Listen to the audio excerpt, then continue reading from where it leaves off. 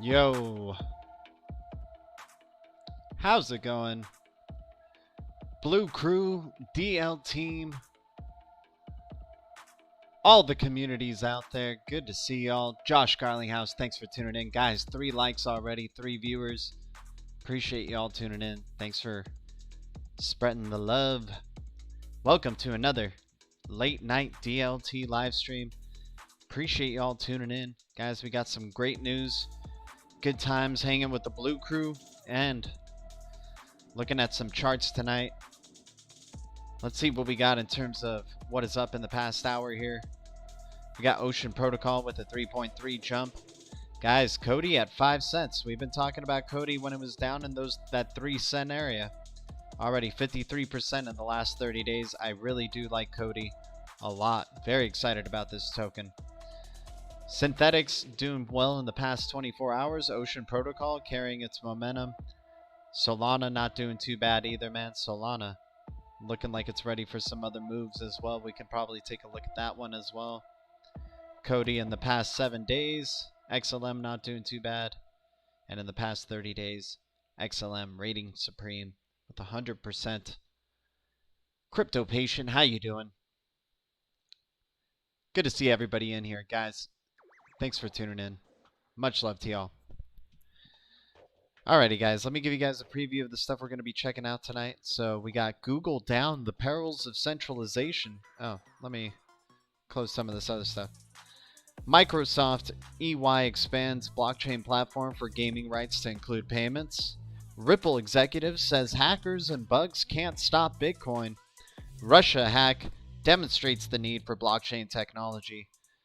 Crypto bank Signum tokenizes company shares in anticipation of IPO. Band Protocol becomes first blockchain firm to join the Open API initiative. We got a important milestone for Ripple X submits its first project. The fast-growing NFT market is problematic, yet promising. And then a little bit of a look into our first of hopefully many delvings into the project that is IOTA.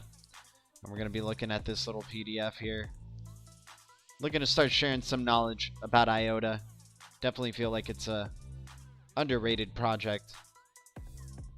Definitely excited for IOTA and what it's doing on the Hyperledger. Its Tangle technology. Of course, guys, I love XRP, love XLM, ADA, a lot of these top coins, but IOTA, I'm just saying, want to share some info with y'all. Just wanted to say hi, going to try to stay awake, gotta work early tomorrow morning. Oh, all good, Lady Enigma, always appreciate your support, thanks so much. Texas Crypto, how you doing, man?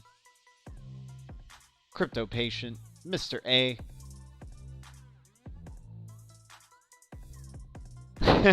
Josh Garlinghouse, I appreciate you, man. That's awesome. Just put the Blockchain Monkeys vid on my home system. Super bullish. Oh yeah, dude, I gotta start playing some blockchain monkeys. I gotta start showing some love to him, man. I need him. I need to get that link for his music again. If you guys have a link for his music, I definitely don't mind. He sent me some stuff to play on his stream, so I gotta show some love to blockchain monkeys. Also, want to give a shout out to Crypto Brown. If you guys have, he's one of those channels I've been tuning into. He's only got a few subs at the moment, guys, but you know he's putting out some good content out there. So I just want to spread some awareness about Crypto Brown, the YouTuber, doing some good things. He's a big fan of XRP as well. He likes crypto, seems to know his stuff. Always good times hanging with Crypto Brown on his streams. But anyway, guys, without further ado, let's jump into the XRP chart first. I was looking here at the weekly. The weekly's looking great in comparison to everything else, right? The weekly not looking too bad. Definitely very bullish still for XRP on the weekly. And if you zoomed out to the monthly, I mean, it's looking great, right? If you go to the daily, it does look a little bit bleak. But for how long, right? I think maybe we go back down perhaps to 46, 45 cent area. This does look like we're starting to turn the corner here, though, on these recent candles here. You're seeing that buying pressure starting to enter yet again at around this range. And if we did a fib retracement from the initial setup here, you can see we're right around that super deep retracement zone from our initial impulse up. We are closing a little bit beneath it. It could lead us down to the 44 cent range. Maybe we can get a double bottom at this point, take us up towards higher highs, but it is kind of crucial here that we do start turning the corner here at this deep retracement zone, just because we do have some history that we're trying to leave behind here and trying to bounce off previous resistance and treat it as support, right? Volume all in all has been subpar for XRP. I mean, this thing was at around 8 billion or so, or 6 billion during that impulse up to 92 cents. 2 billion is really nothing right now, and we want to see that number significantly higher, at least according to what Live Coin Watch has given. I'm sure the volume numbers are different at other places as well. But anyways, let me catch up here with some news. Let me set this up. Let me say hi to everybody else. 8 viewers, 5 likes. You guys are awesome, man. What is up, guys? Welcome, welcome.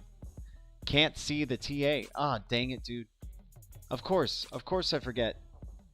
Of course I forget to transition back, man. Wow. Terrible stuff. I haven't done one of these in a bit, as you guys can tell. Jesus. Not a pro YouTuber, not a pro trader, not a financial advisor by any means, guys. Good seeing y'all. Good seeing y'all now. Alright, so what I'm saying here, we're down here at the deepest retrace. Hopefully we can start turning the corner at this point. It would be nice, because then we can be treating previous points of resistance as support, and then continuing this nice run up. The weekly looks good. Weekly looks very nice right here. So, but in terms of the daily, we could be going for some lower projections. I mean, even judging here by the weekly, if we were to go down anymore, I'd say we probably could go down to around 40 cents before seeing our retracement up, but we want to prove history wrong, treat resistance as support, start moving upward. Alright. And we were looking at the charts here. Obviously in the past hour, let me catch up everybody in the stream. 2.23 for Ocean Protocol. Cody not doing too bad in the past hour. Past 24 hours, Ocean Protocol's been doing alright. Synthetic's been doing alright. Dang it, my light isn't working now. Solana, ICX. Alright, we gotta switch this up. Give me one moment.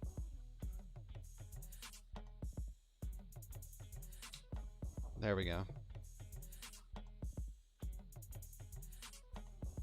Get my big shadow. It's a little bit ghoulish.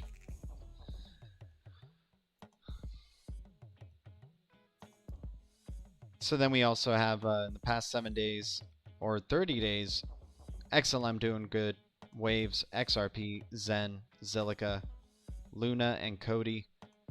Keeping my eyes on Cody, guys. It's been at 3 cents before. Now we're back up at 5.3, and we've seen this thing at 10 cents, and I think it definitely could have some more room to grow sometime in the future. That company is really just continues to develop, and you know, Greg Kidd being on their board of advisors is not a bad thing as well. He was chief compliance officer for Ripple Labs, so I think where he puts his hands, I think I might just follow. So all right, let's check out this news article. Google down, the perils of centralization.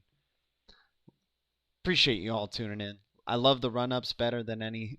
Yeah, I feel you, man. Hard to sleep when XRP moves. I needed this consolidation to catch up on sleep. Crypto patient, good stuff, man. Pro Blankos player, yeah. It's been fun playing Blankos, man. I'm happy some more people are starting to get on it. I think I'm going to start to do that as like a weekly thing. Somewhere in between the late night DLT and the crypto charts and news in the morning. We'll see. Oh, did we have a Notorious XRP sighting here? Who brought up Notorious?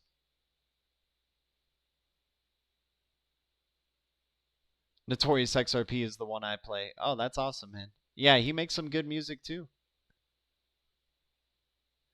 Alrighty, guys. Let me get into this Google News. Appreciate the 13 viewers, 8 likes. What's up, y'all? Appreciate you.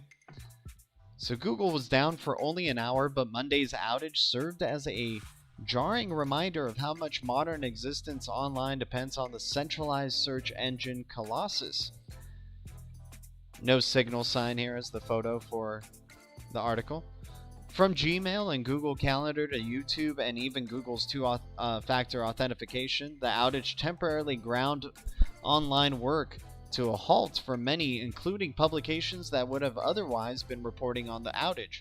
Moreover, it underscored the hidden costs of the easy-to-use systems that permeate the web and just how taxing or debilitating they can be when the head of the many-tentacled beast that is Google nods off even for just an hour. If an internet giant like Google can suffer such a major setback or attack, denying millions of users access to basic internet services, it just goes to show that under the surface of the shiny web interfaces we see, internet infrastructure actually hangs in a delicate and vulnerable balance. Head of product at Mysterium Network, an open source Web 3.0 project focused on decentralizing the internet. Google down and out. According to a tweet from Google, the company suffered an authentication system outage that essentially rendered a wide variety of servers useless for about 45 minutes because the system was unable to confirm users were who they were or who they said they were. It seemed to largely affect the Europe and extended well beyond what people might normally associate with not being able to get into their email. On Android smartphones, for example, native apps like Google Maps ceased to work, and internet-connected devices through Google Home were seemingly also down. lbry co-founder and security researcher at ZenGo, the cryptocurrency wallet company, said that in a theory, a decentralized solution that would have allowed users to authenticate their credentials with Google using other services might have solved that problem. Such solutions do exist, however. They were probably not aligned with Google's business model and therefore not implemented. The blackout shows just how much more control and how far-reaching the effect of having a single point of failure in a centralized system can be.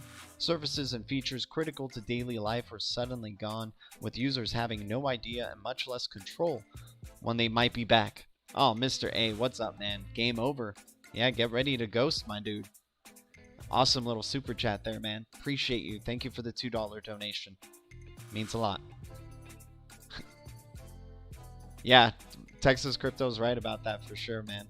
It's crazy. It's gonna happen soon. I hope so.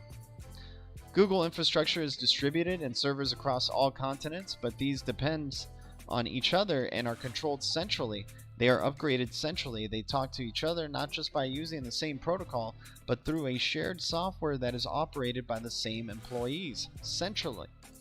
limits of centralization. While the Google outage appears to be due to internal technical issues, the news comes on the heels of one of the more sophisticated cyber attacks the US government has seen in years, with allegedly nation-state directed hackers infiltrating the US Treasury and Commerce departments through a standard remote update by SolarWinds that injected malicious code into a variety of systems. SolarWinds, which developers software to manage networks, has hundreds of customers, including Fortune 500 companies and other government agencies. These include the Secret Service, U.S. Defense Department, Federal Reserve, Lockheed Martin, and National Security Agency, so the NSA as well. The update allowed the hackers to then access internal emails at various agencies via Microsoft Office 365. It's unclear what else they were able to do or access. That doesn't sound too good. That doesn't make me feel too comfortable. Everything's going out, man. All that info is getting leaked. Tales from the Crypto. What's up, man? $1.99 donation. What's up, dude? How you doing, man? Appreciate you tuning in. Guys, 11 viewers, 9 likes. Thanks for hitting those likes, man. Helps people, helps it get the reach out there for YouTube to pick up on this channel. Recommend it to maybe some other crypto peeps out there. They're looking to have good times with people from all different parts of crypto, even though it's mostly kind of XRP centric sometimes here. But we love all crypto. What up, man? Holly Molly, good seeing you. Appreciate y'all. Shout out to the Blue Crew. Shout out to the DL team. You guys are awesome. In a rare move, this U.S. Cybersecurity Infrastructure Security issued Emergency Directive 2101, which calls on all federal civilian agencies to review their networks for indicators of compromise or disconnect or power down SolarWinds Orion products immediately. Oh, snap. You guys think that 10 days of darkness is coming now? You think some major blackout is going to come out now? Who knows, man? That is an interesting call. A call for all federal civilian agencies to review their networks for indicators of compromise and disconnect or power down SolarWinds Orion products immediately. These single points of entry, automatic updates controlled by a central actor, and a swath of disruption they can enable are part of parcel of Web 2.0, which relies largely on central actors to maintain systems, control access to them, and ensure they run smoothly, but that has siloed power in the hands of a few massive centralized companies such as Google, internet service providers, and others. Oh man, dude. This seems like a storm is heading our way. This is going to be the transition to a decentralized system, man. Definitely the way that CoinDesk is speaking about this seems very interesting. Pushing back on power. While there is some early pushback, including antitrust cases being brought against Google and Facebook in the US, there have also been extensive lobbying efforts on behalf of those behemoths to maintain their power in places like the European Union. My personal opinion is these companies are just old-fashioned monopolies. Their growth is not because of the magical properties of data or network effects of whatever. It's just because they bought all their competitors, which is a thing that used to be illegal, and now is legal. Decentralized architecture prevents this form of centralized control by design, making sure no one person can make a call, decision, or update or mistake that might affect millions or billions of people. The implications of this play out in the public discourse, such as the debate over content moderation on social media, which some see as a corporate censorship. But in the case of Google, such centralized constructions of data power show the long shadow these companies cast over seemingly mundane and increasingly critical parts of our lives. Explaining the advantages in decentralization to end users is usually harder, as these advantages of greater stability and robustness do not manifest themselves on a daily basis, only in time of failures such as the experienced by Google users today, as the merits of decentralization are getting highlighted. Exactly. And we may be seeing more of this happen, leading towards more decentralization. Hell, man, you think maybe this might have turned some people towards Brave? Not a lot of people. I'm not saying a ton of people, but maybe start looking towards decentralized solutions.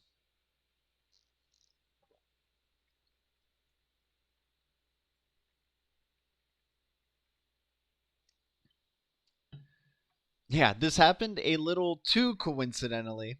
Exactly, my man. Brad Stevenson, how you doing, man? Good seeing you.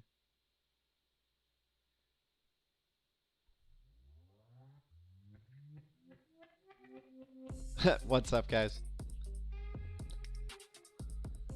I'm still all in after. Yeah, I'm still all in XRP after the slap shot. That's hilarious.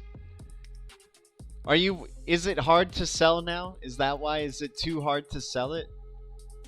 Like you feel now if you were to move out of it and it all of a sudden shoots up, are you like, dang it?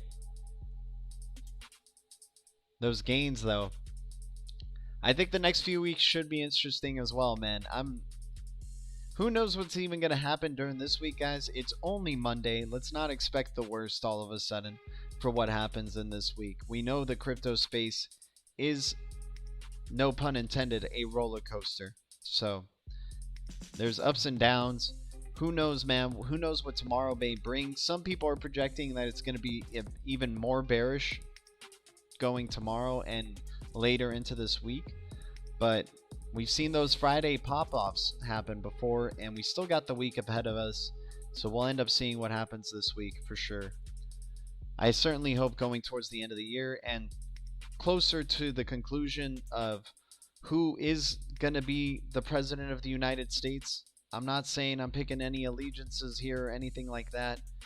I'm just saying we got to see, who's stepping up on that podium on Inauguration Day. Not saying that affects crypto in any way, but sometimes global catalysts like a determination of an election could affect that. What's up, Van Life Biker? Thanks for stopping by, man. Appreciate you. Holly Molly, I hear you. Alrighty, guys, let's check out a crypto. Let's jump in at XLM. Let's see what XLM's up to.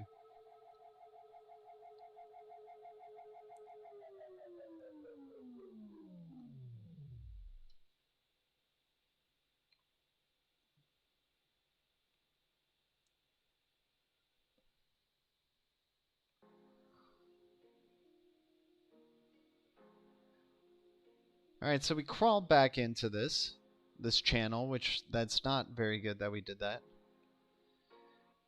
This is on the weekly, by the way, so the weekly could turn out to be even more bearish for Stellar than we thought. I mean, it could go back down. There's that possibility of going back down to 12 cents. I think what's hopeful here is the sellers haven't been strong at all.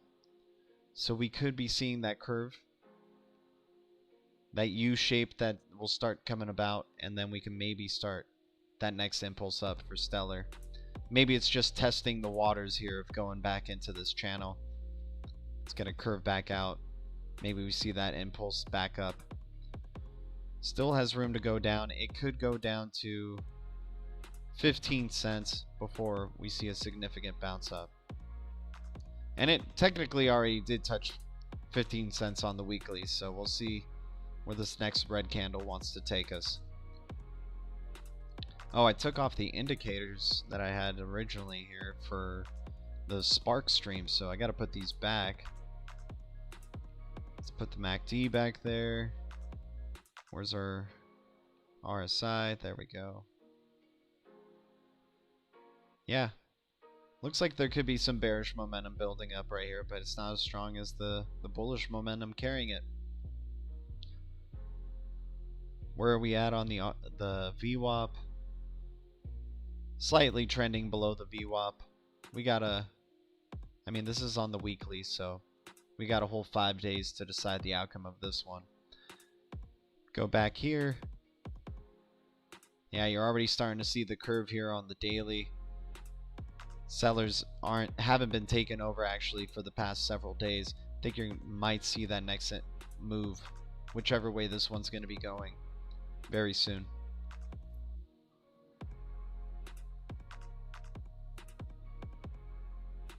Carl Lewis in the house. What's up, Carl Lewis? Good to see you, man. How you doing? Yeah, Texas, exactly, man. Eight's the pump from 8 cents. Hell, man, it was at 6 cents for a good bit too.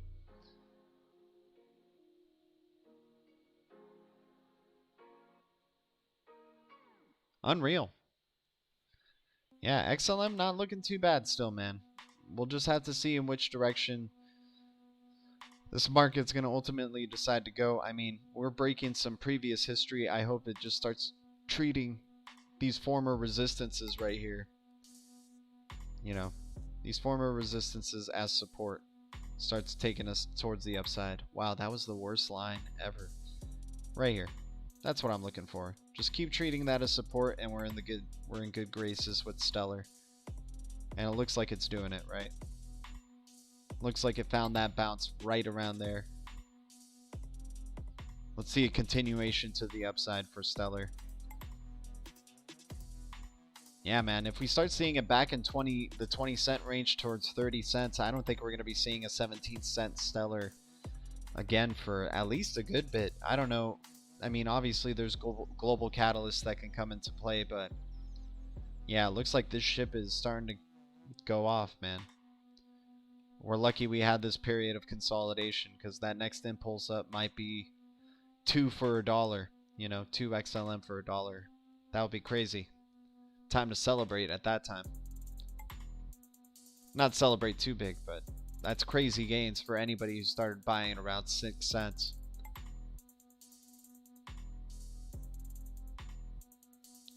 Flare Finance is going to be fun. It's going to be an interesting year from now to remember what we just had, plain Jane coin XRP. It's very true. Also, I want to just share some knowledge with everybody. Flare Finance, Flare Networks, and Ripple. Those are 3 separate entities. Ripple is affiliated with Flare Network. Flare Network and Ripple are not affiliated or funding in any way Flare Finance. So Flare Finance is its own thing, building DeFi on top of the Flare Networks, Turing Complete, FBA, you know, Ethereum Virtual Machine mixed with the XRPL, DeFi, dApps enabling. Flare Finance is just very different.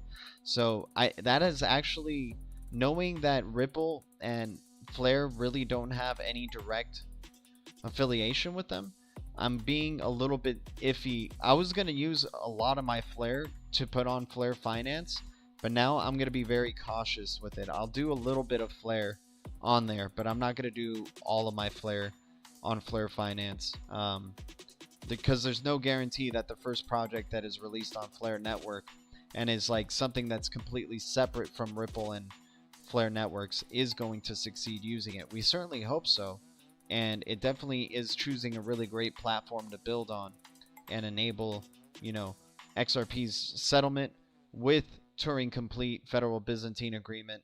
Definitely sounds like a combination of success, but it has made me a little bit hesitant about using a majority of my Flare on Flare Finance to use for mining or passive income and whatnot, those several other tokens that Flare Finance provides. Spark, the FLR token, is provided from Flare Networks. That's their native token. All the other tokens are not on Flare Networks. They're not Flare Networks tokens, I mean. Those are Flare Finance's tokens.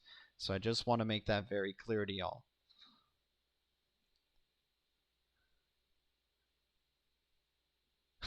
LOL, well, that's not confusing. I know, exactly. It sounds very, very confusing when you think about it, but that's why I'm trying to make it as clear as possible. Flare Finance and Flare Networks are 2 separate entities. Flare Networks is not funding or affiliated to Flare Finance, so just be very careful.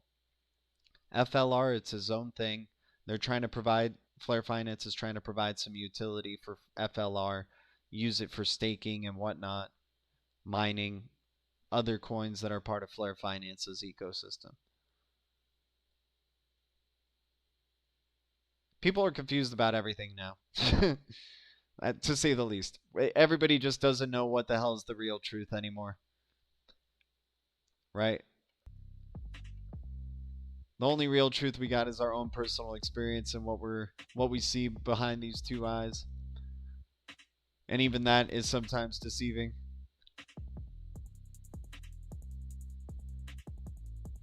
Good seeing y'all, guys. What's up? Thanks to the 16 viewers. Thanks for the 13 likes. Let's jump into this next article here. We got Microsoft EY expands blockchain platform for gaming rights to include payments. Microsoft and Ernst Young have announced plans to use a blockchain platform to allow Microsoft's Xbox gaming partners, artists, and content creators to track and manage payments and royalty contracts. Announced Monday, the company said this will be one of the largest implementations of blockchain-based financial system for accounting that will manage Microsoft's end-to-end process for rights and royalties to its Xbox gaming partners. For the creation of new contracts, Microsoft will be using artificial intelligence powered by Microsoft Azure, which allows digitizing contracts. The blockchain application for payments and contracts has been tested. It has been through the soaking testing stage used to measure the performance of a software application under a huge volume. Findings shows it is capable of processing 2 million transactions per day, according to the statement. In this go live, we successfully generated the first round of partner payments utilizing blockchain and smart contract technology. The platform will streamline financial and operational processes with the ability to scale, reduce heavy manual overhead, and improve the experience of Microsoft's gaming partners, Fuel said.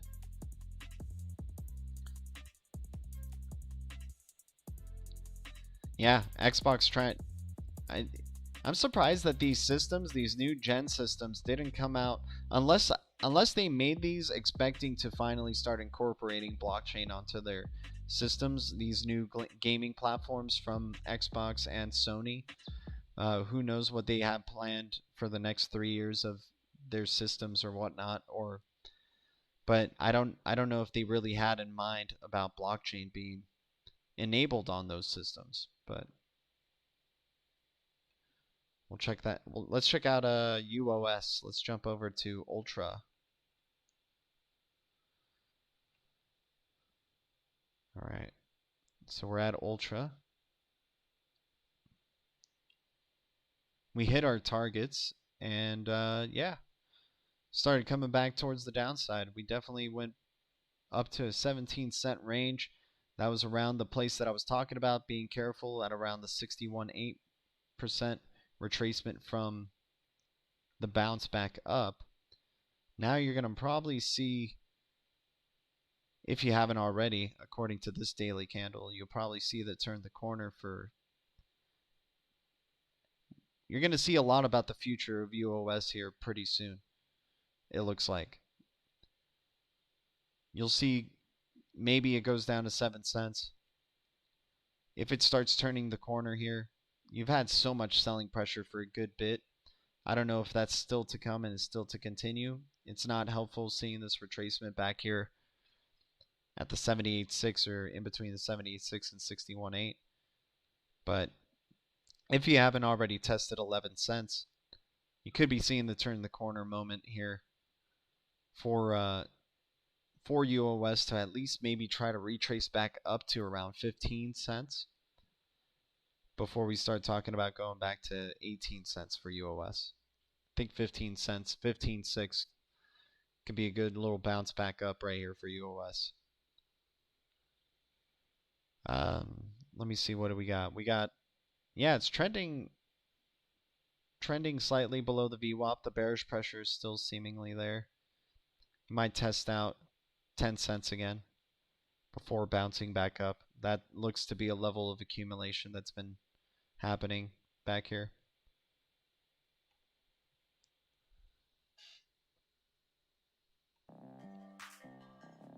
What do you think UOS endgame price is?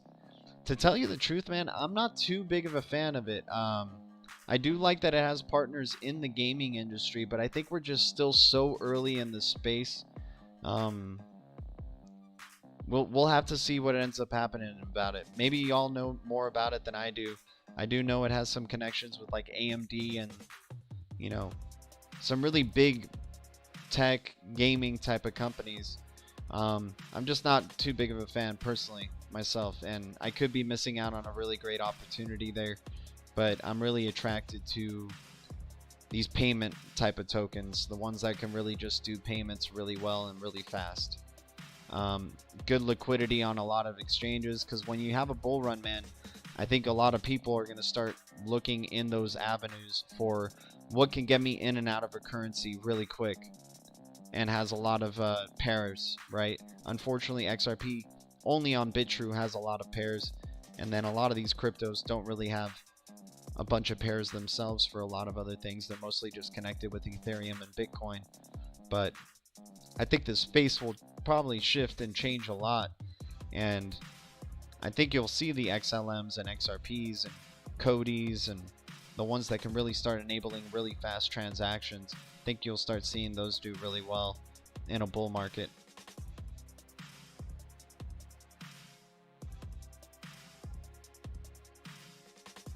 But that's my, I mean, UOS, I think it's from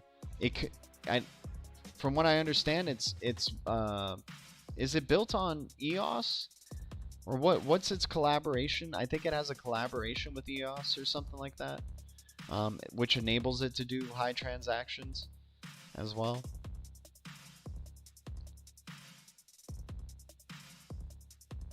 But yeah, in terms of like gaming cryptos, I'm kind of not, like, I do think gaming is a really big window there. I don't think it's I'm looking for the ones that, like, I want to deal with the ones that the regulators are going to ultimately decide are okay to use as a form of currency or a means of trade.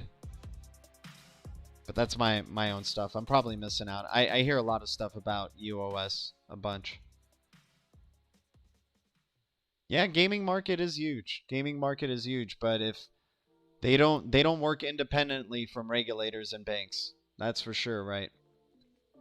So if the regulators and banks say, hey, you're using a currency that we don't agree with and is, you know, taking us out of the game, you got to stop using that currency or your business is over. Right? They're going to play ball.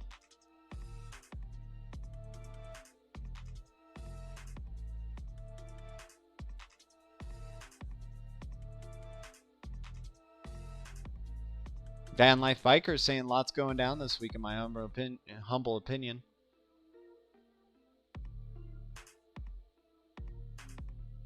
The elections are going to go to military tribunals. Jesus. It's crazy stuff, man. Very interesting week upon us, without a doubt, man. Which coins are working with regulators other than XRP and XLM? I mean, you tell me, Ollie Molly. You tell me. No, I'm joking. I think there are some other ones. Like, I think Ethereum is starting to see the light in terms of working with regulators. Obviously, with their collaboration with JP Morgan and some other institutions out there. Cody apparently is very good with regulators, and it has Greg Kidd, the former chief compliance officer, the guy who like really started pushing Ripple towards regulation a lot. You know, he's on the board of advisors for Cody, and so you can tell they're probably playing ball as well, man. Ada is playing ball. I don't like them talking about wanting to replace banks, but it looks like they're working with regulators at least, so I guess they can say whatever they want in terms of banks.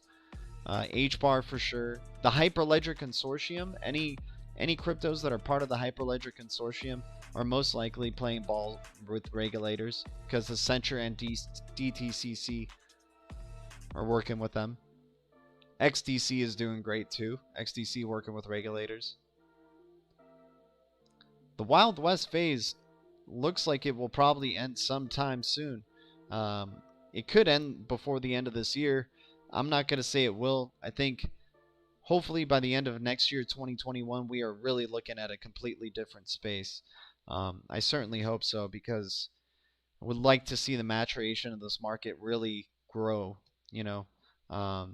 Obviously, that's also saying I just want to see my investments go up, man. It's been a long time since we've seen a really nice bull run. But I really think this would be the one that we can go based off utility and not just only speculation.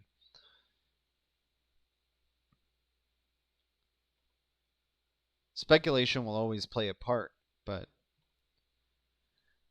ready for that regulation and utility. And I know, be careful what you ask for, but it'd just be great to know what the truth is, man.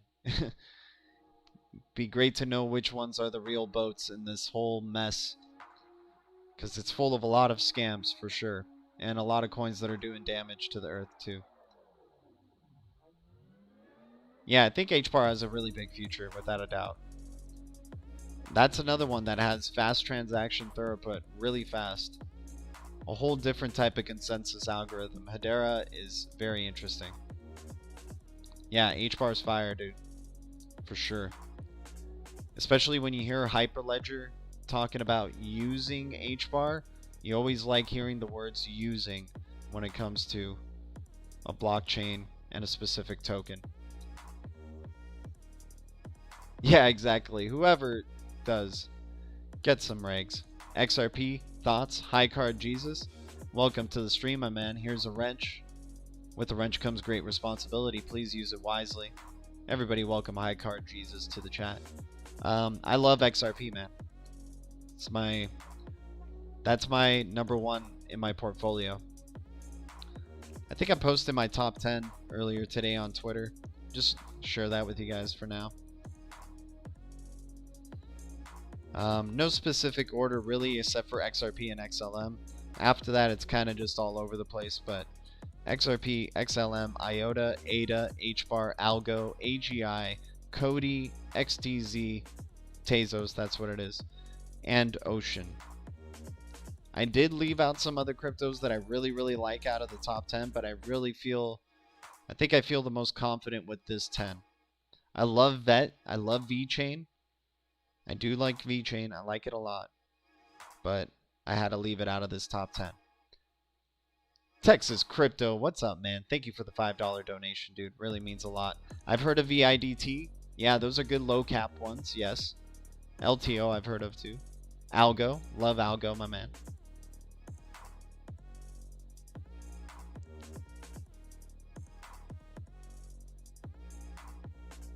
Texas Crypto, once again, man, thank you.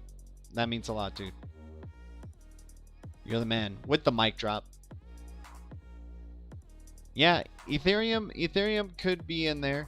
I think I was just trying to go outside. Like, I think XRP is still undervalued in terms of it being a top 3 cryptocurrency. So I think outside of the initial Bitcoin, Ethereum, because, you know, if you're in those and whatnot, I think these are the altcoins that I really like. They all have a common theme to them. They're all about in the billion range when it comes to supply. They've had higher prices before.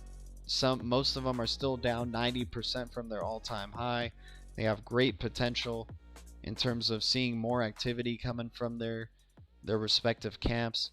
They've joined the Hyperledger Consortium, which wasn't really a thing in 2017 and 2018. Yeah, lots of potential there. And they're working with regulators. It looks like all these are going to be somewhat, and there's been connections with a lot of these towards the ILP, the Interledger Protocol. So we'll see. But that's the thing, man. There's just so many cryptos out there in the space that all sound so damn appealing, so good, and it just can't be that easy for all of us to just have.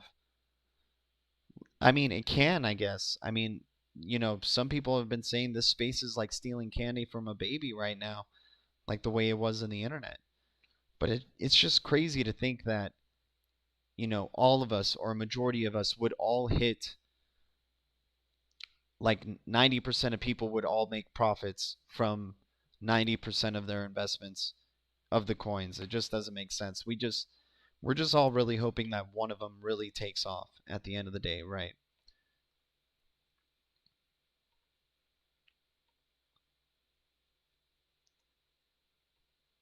And like the big cryptos here are the ones like the $1 million cap ones are great, but the really big ones are just, it really starts, I guess, after Link. You go into the 5 billions and then you don't even mess around with the top 3. These top 3 can consume the whole market in a way. I mean, look at that discrepancy in the type of market cap, right? I mean, that's the why people get so attracted to the $1 million market cap cryptos, because they see more potential for growth there. They're like, if this hits $1 billion market cap or multi-billion-dollar market cap, those are some tremendous gains. But it's also frightening when you invest in something like that, because these top three can really just consume the whole market.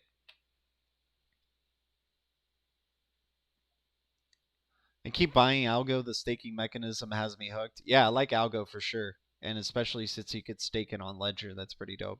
EWT, yeah. Yeah, see, that's the thing too, is like a lot of these cryptos are hard to access. Like they're only on a few exchanges, and in a bull run, you want the crypto that's accessible anywhere at any time. Zilliqa seems to be making all the right moves in Asia. Yeah, I'm liking Zilliqa. Liking Zilliqa for sure. There's a big reason they're part of Unstoppable with the Ethereum Alliance and what they're making over there. I got it on Bitmart. I like Energy Web Token though. Yeah, RSR is legit for sure. Crypto Patient, dude. What's up, man? Thank you for that $10 bomb, man. Cheers to you, man.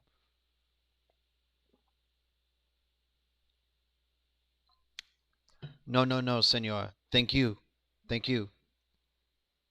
Amazing, dude. Thank you for the donation. What's up to the 22 viewers? Thanks for the 16 likes, y'all. We're hanging out with the Blue Crew, the DL team, talking crypto. The clock's ticking. It's ticking like TikTok. But let's go. Let's check out this next piece of news. Ripple executive says hackers and bugs can't stop Bitcoin. Ripple Chief Technology Officer David Schwartz says Bitcoin is essentially bulletproof from the long-term threat of a hack or a bug in the system. In a new post on Quora, Schwartz says miners who power the network would be able to patch things up in either event. He points to a moment in August of 2010 when a hacker was able to generate 184 billion BTC out of nowhere through a flaw in the system. The bug was patched by Bitcoin creator Satoshi Nakamoto, and a soft fork was soon rolled out to bring everything back to normal. Schwartz says the incident created a standard for how similar glitches can be addressed in the future. The bug would be fixed on the hashing protocol, would be switched to a new one, and Bitcoin would continue on. This is precisely what happened during the value overflow incident of 2010 and the accidental fork crisis of 2013. There is a chance such an incident could result in blockchain having to be rewound back to a point before the bug was exploited. People who relied on payments during the incident might wind up losing money because their payments might get reversed. Meanwhile, Ripple CEO Brad Carlinghouse is questioning whether the Chinese Communist Party could pose a long-term problem for Bitcoin. In a new interview with Bitcoin bull and Morgan Creek digital co-founder Anthony Pompliano, he questions whether Bitcoin's mining capacity is spread evenly enough across the world to prevent China from bending the network to its will. 4 miners in China combined have well over 50% control. If you control a majority of the hash power, we have seen 51% attacks on other blockchains. And Pomp believes China could shut down those miners, but would not have the ability to force those miners to manipulate the network. And that's the thing, yeah. Maybe Bitcoin can't have a bug or a hack, but there's definitely something to it where it is not truly evenly distributed throughout the globe. And it's not a global phenomenon. There's not enough people in Bitcoin yet to consider it a global phenomenon. It is not global just yet. It could become global. I'm not saying Bitcoin can't, but it is not truly a widespread, mass adopted thing. It could be very likely to head in that direction. One of the other things too, yeah, you shut down those miners. It doesn't need to take a hack or a bug in the system, that's for sure. But I just remembered one of the other things is, I get that Brad talks about mining capacity or being more than 50% controlled in China, that 4 miners in China control 50% or more than the 50% control, and that's a cause for concern. But then, Brad, why are you invested in BTC? Why do you hold BTC? Why do you say that in interviews? that you hold BTC, that you're long BTC, if you want to keep bringing up that the majority is mined in China. So it's a little bit, maybe he's just trying to play ball with crypto people and say, hey, I like Bitcoin, I'm not against it. Maybe that's how he's going about it, but it's kind of contradictory when you start saying, aren't you afraid about the future of Bitcoin, and then yet you yourself hodl some Bitcoin. It's a little interesting there. Black looking glass, thank you, man, for that $3 donation. You rock, dude. Guys, thank you guys. You guys have been so courteous tonight. I appreciate you all. So awesome, man. Fab, how you doing, dude? Yeah, BTC could shut down too. That probably could happen. If the miners decide so, man. If the miners decide so. Aaron, what's up, dude? How you doing, man? Good to see you. Yep, at it again, my man. Sounds centralized. It does indeed.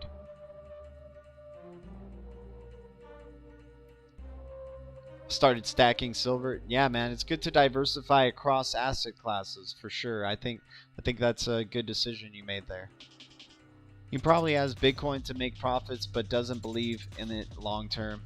Yeah, probably, Tails. I think it's just trying not to turn off everybody in crypto, I guess, because maybe there's some Bitcoiners who do hold some XRP, and it's not just so much XRP or Bitcoin in their life.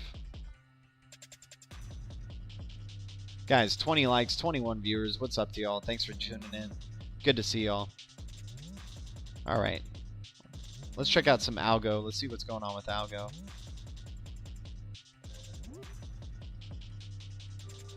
We got some weird ass dubstep playing in the background, but it's all good. We're rolling with the punches. All right, we're still on that quest for $1 right here with algo, man. I mean, this has been a scary sideways movement since when, basically? Since September 20th, this has been the story of algo, is just averaging around 30 cents here, 32 cents. Something's got to give. I think we're at that area of accumulation yet again with algo that took us up to the 76 range. I don't see why not really for algo, and I hope the journey takes us up to $1.15. That would be amazing, man. That's what we're waiting for. Those are my targets.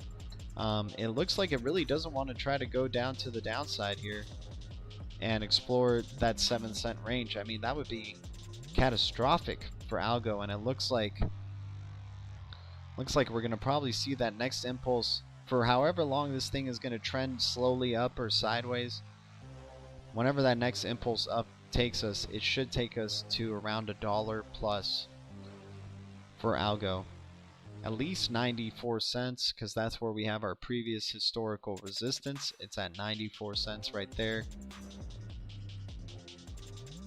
Yeah, the bearish pressure getting lower and lower, buying pressure increasing. I mean, been talking about algo for a good bit on this channel, man, and just happy to see that it continues to grow. Seems like a real boat. Let's see if it can take us up to $1. All right, next piece of news.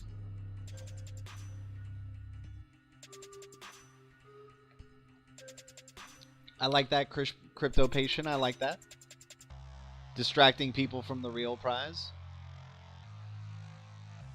Yeah, Mr. A, exactly, man. Just keeps distracting people from XRP. It's interesting, man. There is a lot of distractions right now away from this. I mean, not only just with all these other cryptos that are in the space, just all the outside distractions that people have. Like I was working this past weekend, and I told the coworker that one of the funniest things one of the newest things I've been doing was getting more involved with the channel, my YouTube channel, and I told him I do crypto, and he started laughing. He's like, you're in that shit, man? I was like, yeah, man, I think it's legit. I think it's pretty good. And he's like, well, you know, like, it's not regulated though, man. That doesn't sound too safe. And I was like, hey, man, I'm with you. That you're right. It isn't too safe, but there's something to this place, man. There's something about something that has a limited supply, that its value, you know, the real aspect of supply and demand dynamics applying to these things is really fascinating to see, and hopefully we can reach a new tradition, migrate from our traditional financial system over to something that does have a sort of concrete, limited amount of value that we can actually globally come to a consensus on, and to say yes, this has value to us. We're going to be starting to peg value according to that. Be nice to have that one standard and value.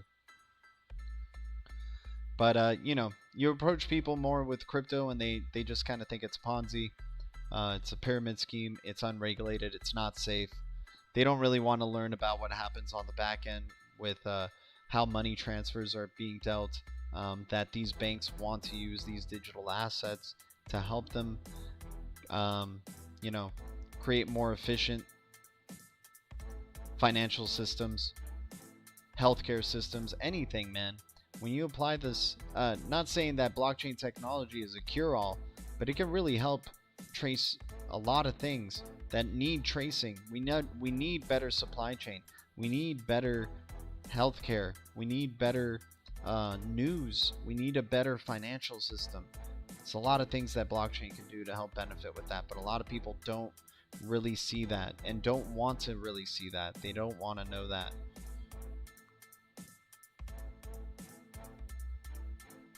And to each his own at the end of the day, man. Because at the end of the day, it's still a risk for us, as certain as we could be, that this is, the next evolution of money in the future. We'll see what ends up happening. Mr. A, I feel you, man. We'll see. I mean, Brad Garlinghouse. Give me a sec. Brad Garlinghouse brought up some interesting things in the last interview that I saw with him. He was like, people won't really notice the benefits of blockchain technology. They're just going to be noticing, the benefit of a better payment experience or a better exchange of data.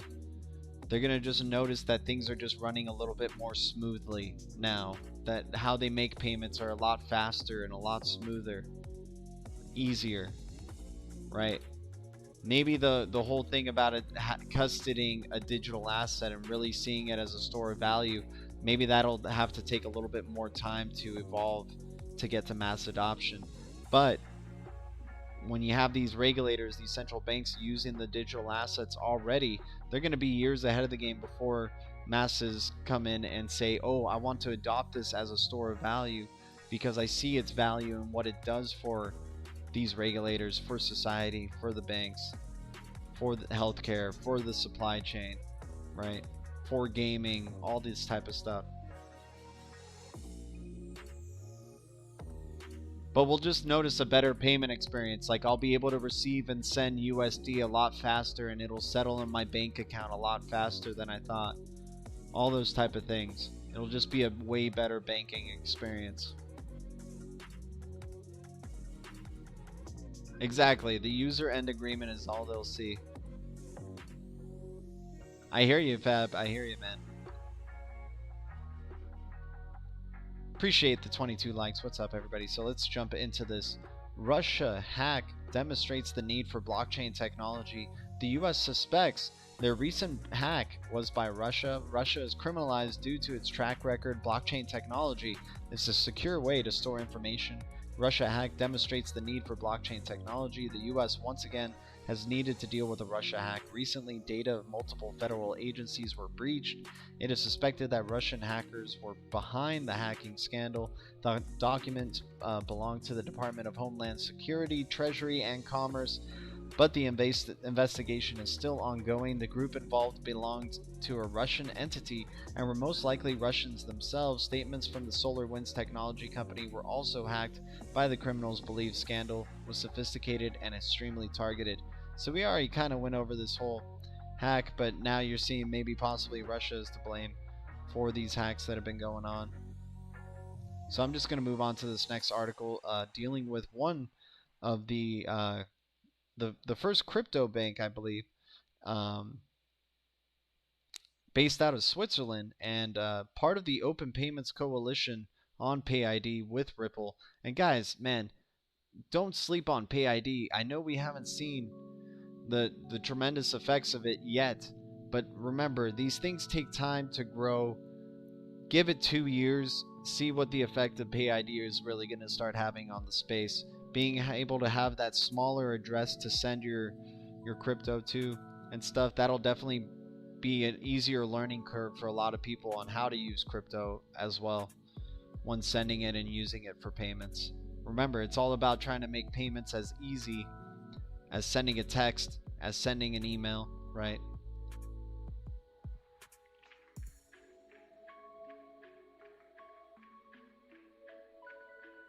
When XRP hit 75, people at work started asking questions. Yeah, man. Is it PayString now? Dude, I don't know what it is anymore. Is it PayString? Is it PayTrail? Is it PayID? Did they win the lawsuit in Australia? Was that FUD? Was that not FUD? I mean, what's the truth anymore, dude? But yeah, I feel like I've still been seeing PayID as the logo, and when I visit the website, it still says PayString or PayID. I don't know, man. Is it Flare Finance? Is it Flare Networks? Why is it becoming so confusing? Let's simplify it all. Come on. Yeah, it's PayString now. Okay, PayString. Got it. We'll forever call it from now on PayString. Here, you know what? Let's go to their website. Let's just see what they put up now. Alright, so it still takes you to payid.org. But I guess maybe the mechanism they use is still PayString, or maybe, I don't know. Alright guys, so actually, man, I gotta save that for another stream. I forgot, I had this whole list of info that I wanted to show you guys.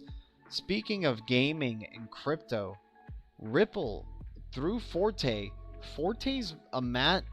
bringing on some awesome partners, really low-key behind the scenes, and I would love to go check out that piece of information. Probably have to save it for another stream though, but definitely look out for Forte and what they're doing in the video game space. They have some connections to Disney, guys, to ESPN, to some other big EA Sports, some really big connections there. So I would be, Forte, even though it seems like a small aspect of gaming, it's mostly like mobile gaming that they're into, but their partnerships are into like VR gaming, 3D simulator type of stuff. Like, it's pretty interesting to look into. Alright, so let's get into Signum's info right here. Crypto bank Signum tokenizes company shares in anticipation of IPO. Signum, a top cryptocurrency bank based out of Switzerland, has spent the past year propping up its crypto services. With the company now preparing for a public stock offering, it appears to be taking the tokenization route too. According to filing from earlier today, the Swiss banking institution confirmed that it had tokenized its shares in preparation for its public sale. The announcement confirmed that Signum tokenized its shares as Designate, a proprietary tokenization platform it developed via the Ethereum blockchain. Designate will allow Signum to issue digital representations of its shares and other legal rights directly to the Ethereum blockchain, essentially allowing the company to bypass the traditional initial public offering option to offer its stock and raise funds. The platform will work on Signum X, a secondary market trading venue, to provide institutional grade tokenization offerings. In the announcement, the co-founder said, "We are excited to be the first bank in the world to tokenize our shares. This is an important milestone towards fulfilling our mission of creating more direct and efficient access to ownership and value. This includes new engagement models with our clients and partners, and ultimately providing liquidity for our trusted shareholders." Liquidity, liquidity, liquidity. Good night, crypto patient. Appreciate you tuning in, and thank you for your support. Always means a lot, man. Thanks for tuning in. I'll see you in the next one. Signum has done a considerable bit to expand its crypto offering in 2020. The company, which bills itself as the first fully regulated Swiss crypto bank, has notched some milestones. In March, the company launched the DCHF, a stablecoin pegged to the Swiss franc. Signum is looking to target institutional clients with the stablecoin. Along with settlements, Singham's head of tokenization asserted that the DCHF can also be used to execute smart contract payment structures such as corporate payments and even dividend payouts. Touting the asset, Mbach explained that trustworthy stablecoins are essential to the digital asset economy's development. The Zurich-based bank also recently scored a big win following approval as the digital asset trading facility from the Financial Market Supervisory Authority, FINMA. As an announcement of effective confirmed, the approval will allow Singham to expand its services over seamless crypto trading services to clients, to offer seamless crypto trading services to clients.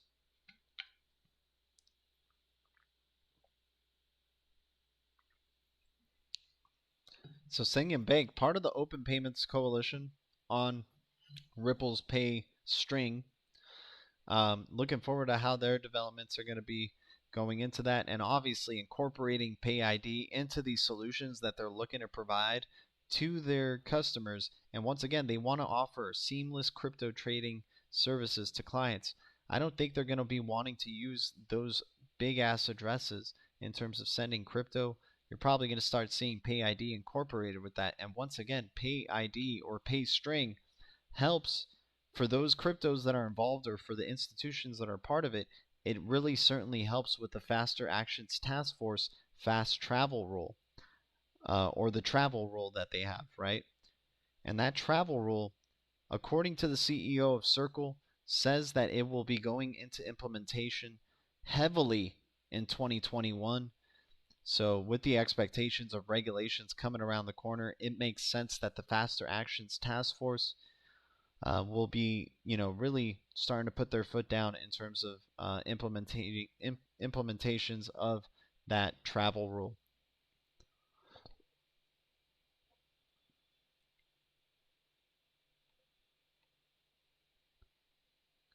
All right, let's check out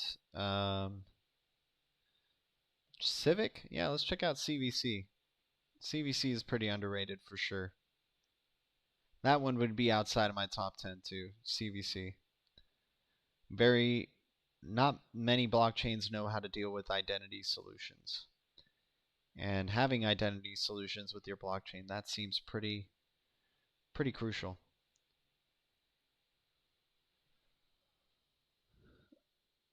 CVC was thinking about buying some today. Nice, man. Yeah, dude, CVC, I mean, it had that Coinbase pump, but, there's probably still some more room to grow for CVC, certainly. And looking here at the charts, man, it looks like it might be ready for its next leg up. Really nice retracement level here from its initial impulse up. Just going to go from close to close. You're around that deep retrace zone. It started bouncing back up towards the upside. It looks like it's a fight between the bears and the bulls right here, but hopefully the bulls can win out for CVC and take us to targets of around at least 11 cents from the 9 cent. That would be our first target. Second target would be at around 13 cents for CVC, but this chart does not look bad at all. This is exactly where you wanted to see support. It could be up for a nice move sometime soon.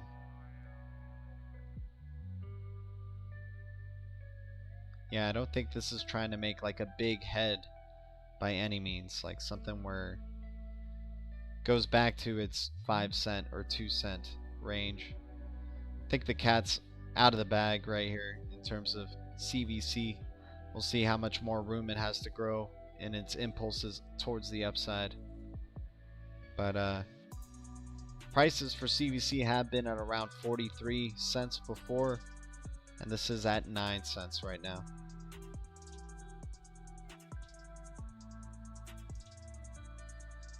Buying pressure is really having a hard time coming back in, but the selling pressure really hasn't taken it all the way down just yet. You've gone to your deep retracement zone.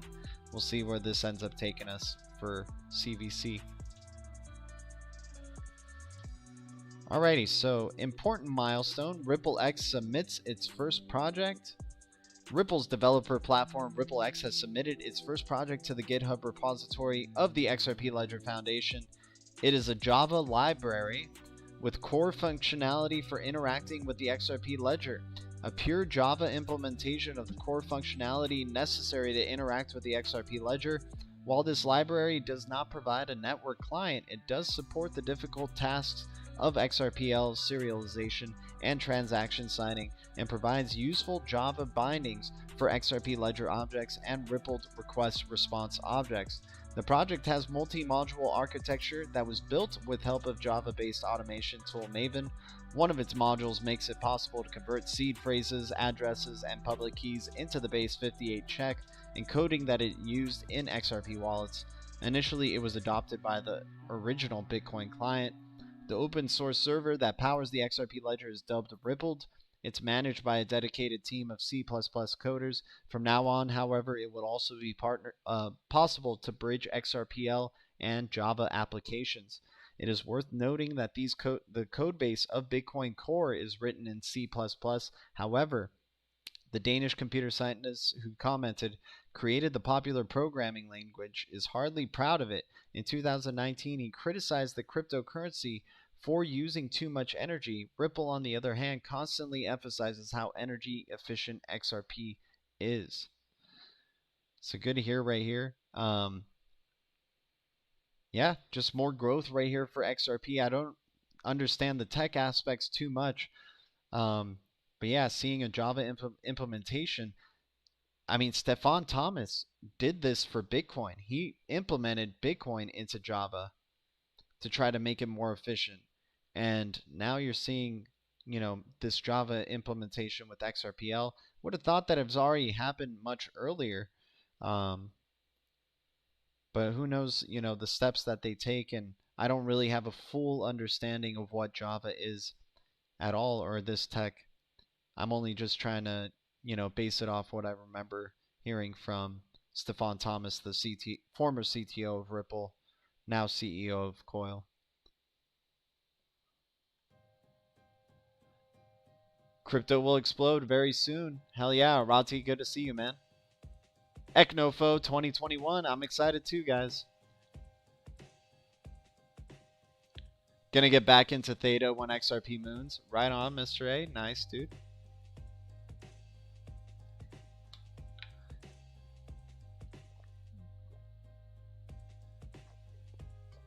I think for myself, I'll probably jump more into HBAR and Cody from there.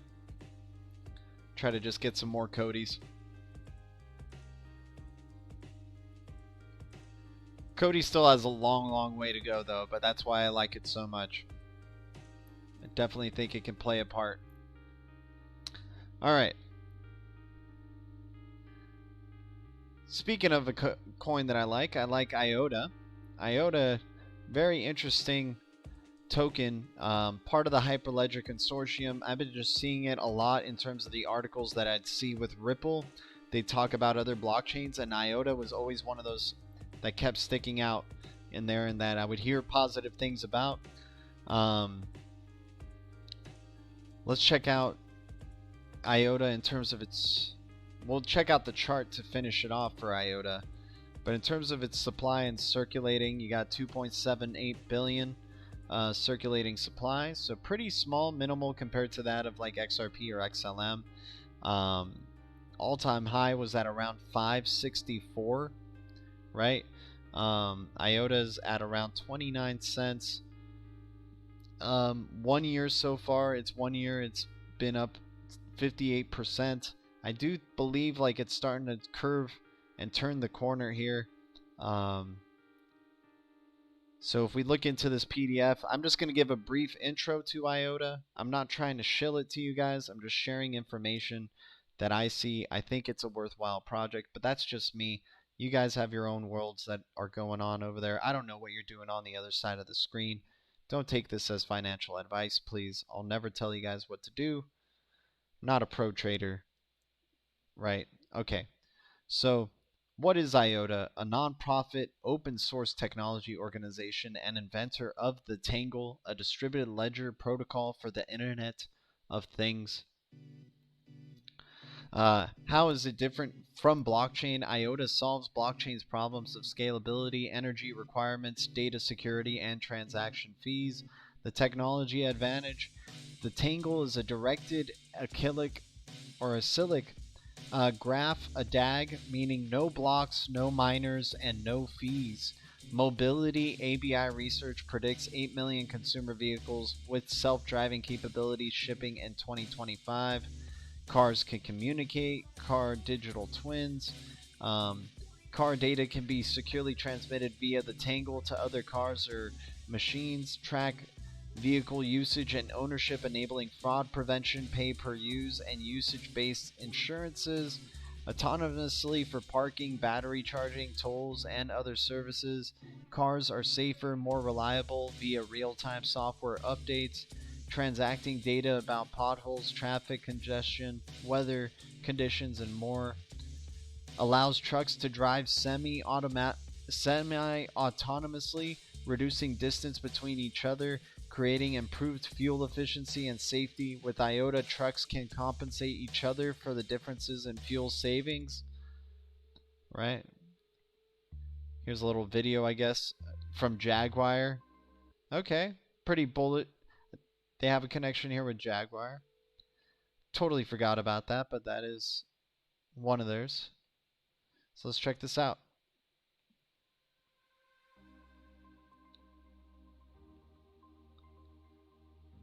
Gonna play it at half speed. I don't want to get the copyright here. Smart wallet technology will allow drivers to earn cryptocurrency on the move. Right, drivers can be reporting.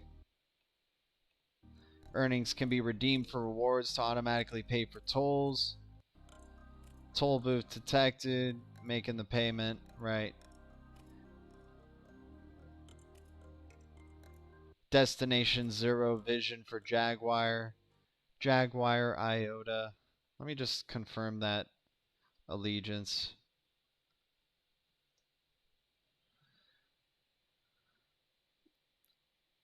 Yeah, Jaguar Land Rover is partnering with IOTA Foundation, distributed ledger nonprofit, to allow drivers to earn cryptocurrency and make payments on the move. So I do like to bring up IOTA when it comes to, because I do like VeChain as well. I just feel like a lot of people only think VeChain is the, is the one in terms of, oh, come on, where did the IOTA thing go?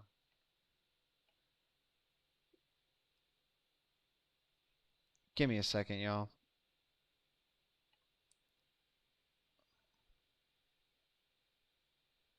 I like that IOTA PDF. Hopefully I can get it back. Let me see.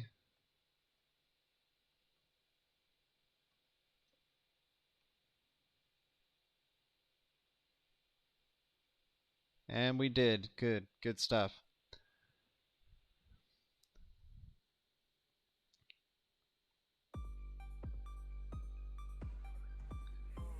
Hey man, yeah, I mean VeChain's the same way though, right? With the BMW rumors, and it hasn't really pumped up the way people have been expecting it to.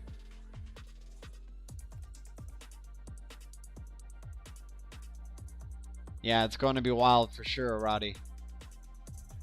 Alright, so continuing on, supply chain and global trade. Roughly 10% of supply chain goods are fraudulent. The supply chain lacks traceability, transparency, and trust. Immutable audit trail keeps encrypted hash of logistical updates. Original documents and events reported to authorized actors provide process transparency and access. Track and trace includes geolocation, transfer of ownership, custody, and real-time data about conditions such as temperature and humidity. How IOTA Tangle technology will impact the future of supply chain. Let's check out this video.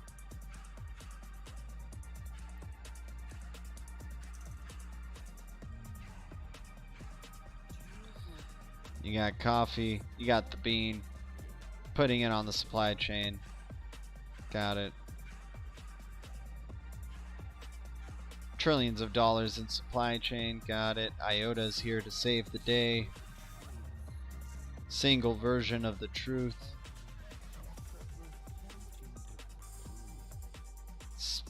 Scan your hot coffee if you want to see the history of it. Apparently a lot of people are going to be wanting to use their phone to scan their food and items a bunch of times to see what the whole story of their items are in the future.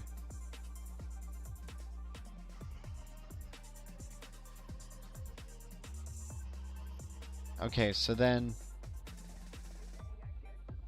what do we get to? So you have supply chain, you got e-health, right? Granting the power to share and create a new model of healthcare, IOTA secures patient data and democratizes access.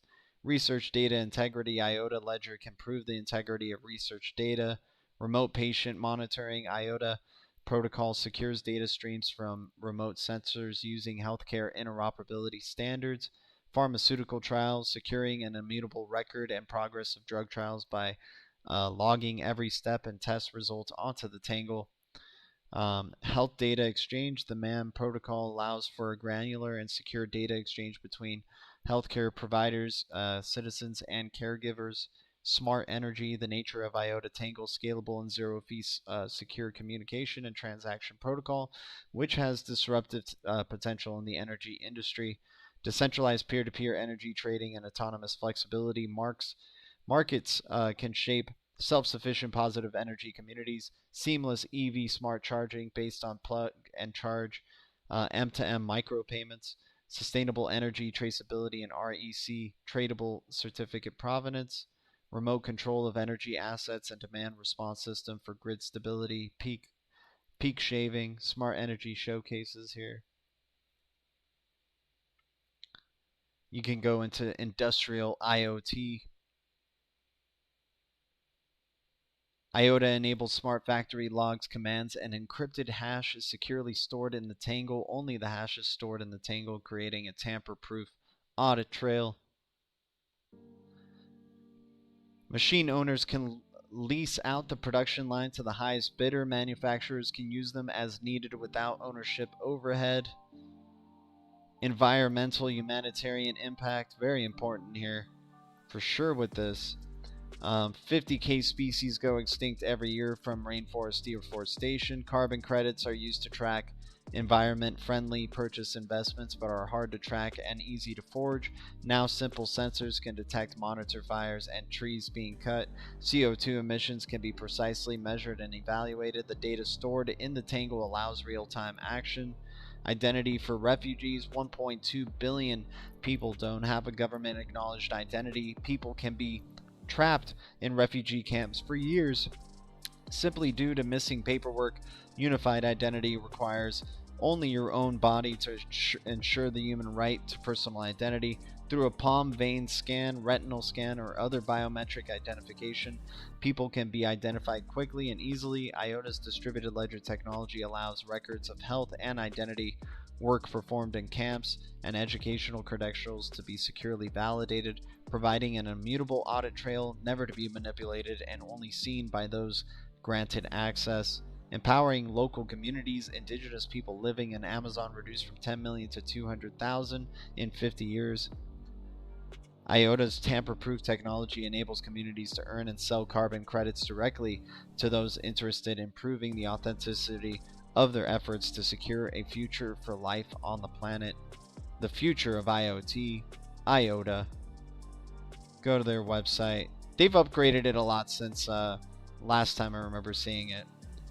Open feeless data and value transfer protocol. Fundamentally re-engineered distributed ledger technology enabling secure exchange of both value and data without any fees. IOTA enables new possibilities. Social impact, mobility, smart cities, global trade, digital identity. Getting started. The IOTA Foundation. Empowering people. I've been seeing that theme of empowering people using technology, AI, to empower people. IOTA connects IoT with secure data and value exchange. Right. Explore IOTA. I'm not sure if I can find a list of partners here yet, but let's see if what they got here in their ecosystem for now. The IOTA ecosystem is here to house the community. You got the tangle.org. Okay, Tangle's an interesting one. We got to check that out because that's their main technology.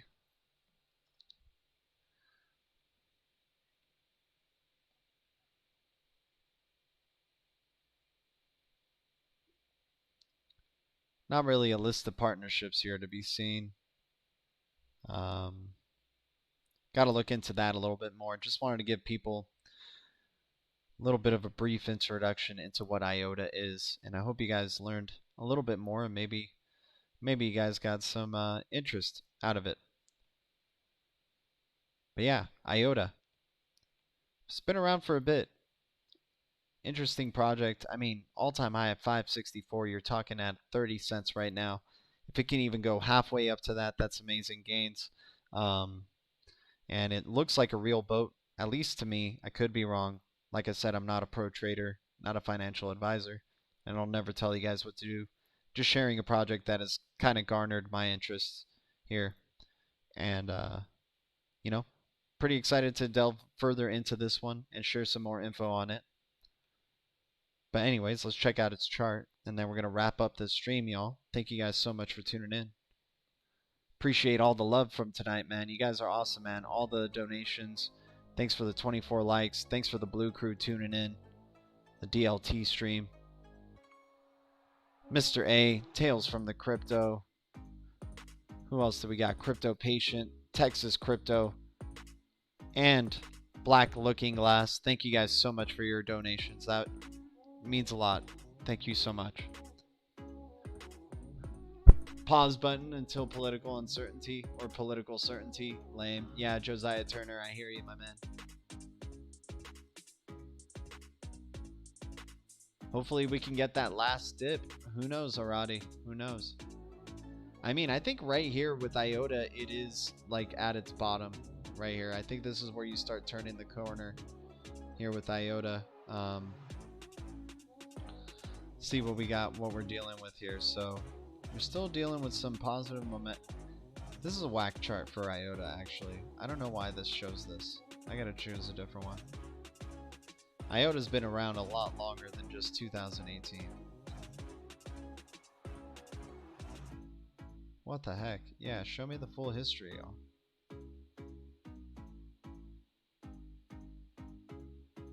So yeah, 583 right there. Alright, you had this long-term support from March. It started breaking down underneath that support. Broke past it for a bit, came back. This could be your cup and handle, though, that you're looking for right here. A little bit of a cup, down to the handle. Super deep retracement zone. You already started seeing a bounce towards the upside. Now it just needs to start climbing. Hopefully it can take us back to that target of 38, and actually I could see that happening, and then it would officially create like the dragon and the dragon's head, the dragon's body and the dragon's head, start getting that impulse up to start really taking us to newer highs. This is, I mean, if IOTA is really legit, if it is a real boat, this is a sleeping giant, dude. If it can take us back to 581 or 586 from these prices, it's just tremendous, man.